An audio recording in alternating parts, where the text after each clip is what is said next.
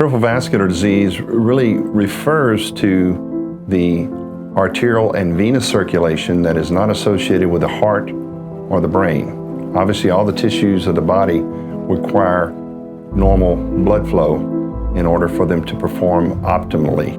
In the past, we have been taught in medical school many years ago, certainly when I went through, that peripheral arterial disease manifested itself primarily with claudication symptoms, which were described as a cramping sensation with any type of physical exertion, primarily in the calves, or the formation of ulcers or tissue loss on the feet or lower extremities.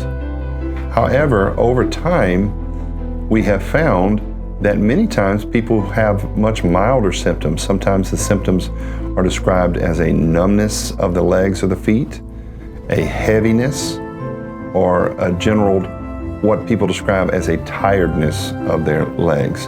What those things have in common is a difficulty in continuing to walk and exercise in a normal fashion. A lot of patients that have this disease attribute the symptoms to just getting older and age-related.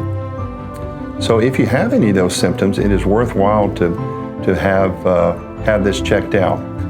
If you've had a stroke in the past, or you've had blockages in the carotid arteries, if you've had a heart attack in the past, a bypass, or a stent to one of your heart arteries, just knowing that one piece of information puts you at a 20% risk for also having peripheral arterial disease.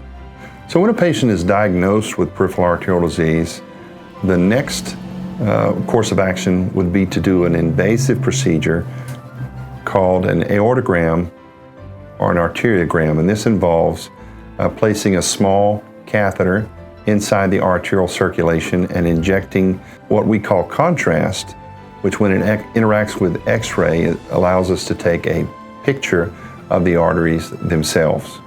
And that gives us a real-time estimation of how much disease is there, and then based on that, we make some decisions on how to treat the disease. And what we're trying to achieve in this situation is to make sure that we have good, unobstructed, straight line flow all the way from the heart to the foot. And so that is really the goal. The first thing, though, really is just to be aware that you could have this condition, because it's very easy and relatively inexpensive to be screened for it if you have some of the risk factors and you have some of the symptoms.